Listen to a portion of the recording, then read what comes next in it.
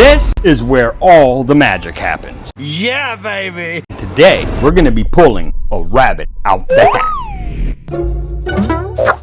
Where's the rabbit?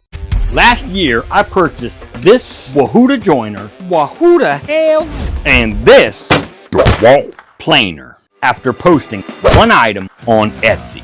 One of the toughest hills you have to climb as a woodworker is the purchasing new tool hill. Who left the fridge open? Today, I'm going to show you how to build a couple of projects with limited tools, time, and money. Let's get into this. I'm starting over here at the table saw, and I'm going to be ripping a 1x10 down to 5.5 inches.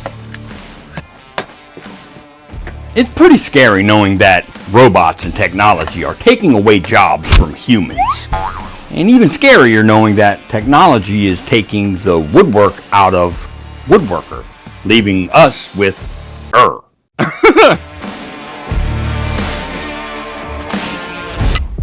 Now, don't get me wrong, that's not a knock on the technology and the comfort that it brings to my life.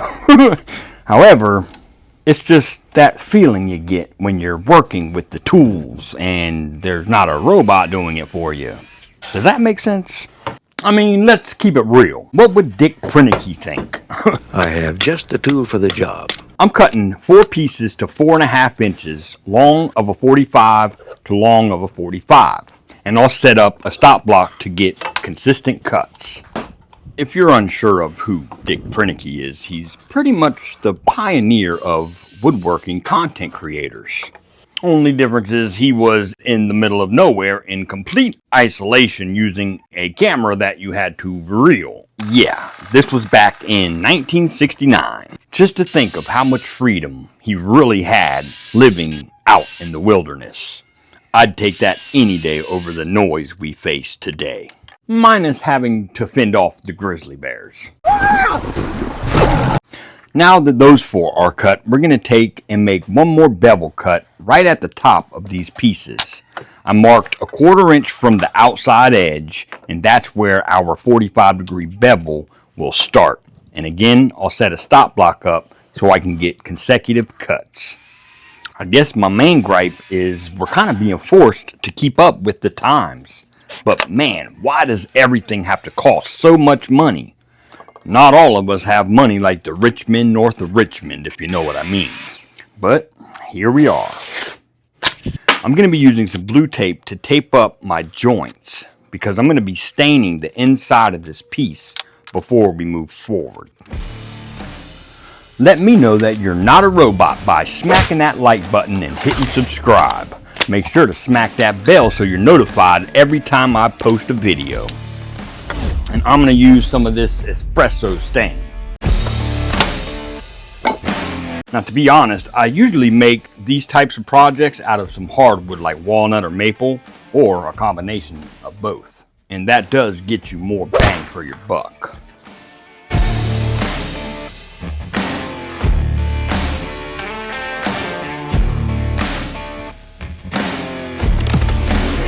We're going to keep busy while that stain is drying, and what I've got here is a 1x2, and we're going to use it to make our base. I'm going to keep it long for now and go ahead and get our table saw set to a 45-degree bevel, and I'll show you what we're going to do. Now if you look carefully here, I marked the center of my piece and I pulled down about a 1/4 inch and then marked the center at that 1/4 inch mark and made 2 45-degree lines. I got the carbide tip on the inside of this line. That way I can make my first pass, flip it around, make my second pass, and cut out a 45-degree notch. And you should be left with something like this. This video is not a knock on some of these YouTube woodworkers with massive shops and all the industrial tech. This is just a video to show you that you don't have to have all that in order to be successful. I mean, let's be real. Not all of us have 800 credit scores.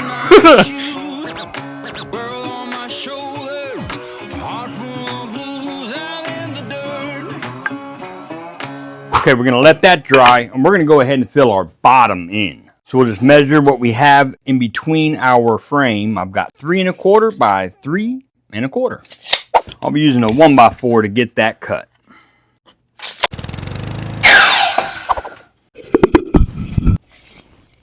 We'll slap some stain on it, and next we'll get our base cut. We're going to get our base cut to the exact measurement that our frame is. The cool thing about the base is you can leave it as a removable part, or you can brad nail it on the bottom. The espresso stain is going to be a perfect color for this piece. This is more like a modern / art deco style, so the espresso stain really makes it stand out. I often receive comments asking me how do I sell these projects, and every time they try they're just not selling. My reply is simple. What have you done to sell your item? Do you just post it and hope for the best? Because that's not going to work. You actually got to do some legwork. Take for instance this project right here. How did this project purchase my Wahoo joiner and my DeWalt planer? Well, it's simple. Social media. Every locally owned restaurant or locally owned business has a Facebook page or some form of social media. After I published this piece at $40, I sent out mass emails to all of the locally owned businesses I knew. I was throwing my hook, line, and sinker out every single day to these companies, and finally, bang, snagged one and sold 50. And that is how I purchased that Wahoo joiner and that DeWalt planer. And if you're wondering how stable this is, it's stable. I just wouldn't go any taller than 5.5. Our next project is a project that I sent both my son and my daughter to school with when they were in high school. Not long after that, I wound up with another bestseller in my shop. I literally had other kids' parents texting me, calling me, and messaging me, asking me to build their kids a set. And that are these laptop holders. Let me show you how to build it. I've got a 2x4 cut down to 28 inches, and my first mark is going to be at 10.5 inches. Psst, hey, I'll be dropping a secret word later in the video to see if you're paying attention. I'm going to take my speed square and line that pivot point up with that 10.5 inch mark right here. I'll hold that pivot point down and turn my speed square to a 15-degree angle. And back over on the pivot side of my square, I'll make a tick mark at the 1.5 inch measurement and then scribe from there down. And right here, we'll just square back over to our 10.5 inch mark. From the bottom of that 10.5 inch mark, I'm going to pull up 1 inch and make a little tick mark. And what I'm going to do is take the very top left corner, put my square right there, and then connect to that 1 inch mark we just made. And scribe that line.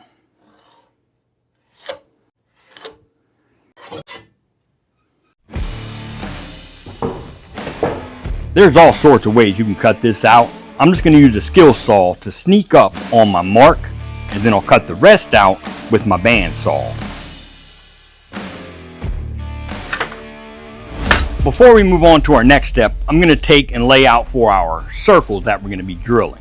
So from the end of our 2x4, we're going to be pulling over 1 3/4 inches, 4 3/4 inches, 7, 8 3/4 inches, and 9 3/4 inches. Being that my drill press has decided to break, I am going to go ahead and hand drill out these holes. I've got a 2 1/8 inch Forstner bit, an 1 7/8 Forstner bit, an 1.5 inch Forstner bit, a 7/8 Forstner bit, and a 3/8 inch bit. You can use whatever size you want. That's just what I've got on hand. For your holes, you just want to line up to where you're about center of your cut you made in the bottom of your 2x4. And before you get all the way through your piece, spin it around and come through the other side so you don't split and break the back out. Now before you try and gauge where you need to stop by trying to feel at the bottom, just take yourself a smaller bit, like an 1/8 inch bit, and these Forstner bits have a center bit right here. Just follow that center bit mark and just drill all the way through. And there you go. Now you know exactly where your bit needs to go. I'm going to finish drilling these out and I'll meet you back at the bench. I'll have a discounted set of plans for both of these projects at my Etsy shop. I'll leave a link in the pinned comment below. Be sure to check out everything else because everything is on sale. I'm back over here at the bench. I'm going to take and reclamp it to the bench. And I'm just going to cut it right past our 10.5-inch mark we made earlier.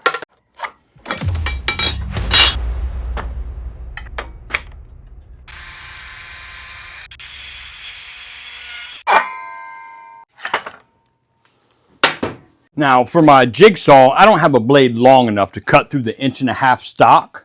If you do have a jigsaw and not a bandsaw, just make sure your blade is long enough. And if you're using a jigsaw, before you make that cut I just made, be sure to cut your notch out first. That way you have it nice and secured for your cuts. For me, I'm heading to the bandsaw. But before we do that, we need to make one more mark right at our notch. Come on in closer and let me show you. Okay, so grab your speed square. And we want to transfer this 15-degree miter right here over to where our notch meets our cut right here. So what I'll do real quick is get my square pivoted to a 15-degree angle and then just scoot it over to where I meet this intersecting point right here. And that is the 1.5 inch mark we made and our 10.5-inch mark we made. Once I get that lined up, I'll make that mark. Just like that. And before we head to the bandsaw, I'm going to go ahead and put a 15-degree miter on the bottom left-hand side, with the bottom being the long point. Let me demonstrate. I'll turn my miter saw to a 15-degree miter and make that cut right at the bottom left. Just like that. We'll stay over here at the miter box and go ahead and get this 15-degree miter cut as well. Next, we'll go ahead and cut out our notches. And the only reason I'm using my bandsaw is because, like I said, my jigsaw blade just isn't quite long enough. And I'll get everything cleaned up with the sander. And as far as the finish goes, I'm just going to slap some espresso stain on this one, but get creative with it. I've sold them before with some NFL teams colors, and that's a great personalization option to add the colors of certain teams. Drop a comment below and start your comment with the word dick. Let me know you've been paying attention.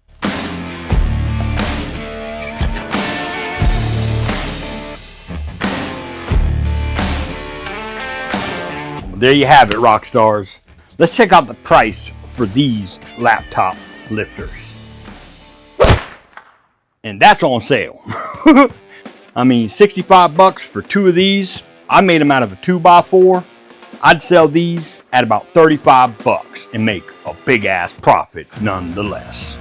So let's go in to 2025 with Dick Prinickey's mindset, having just the right tool for the job. Skull.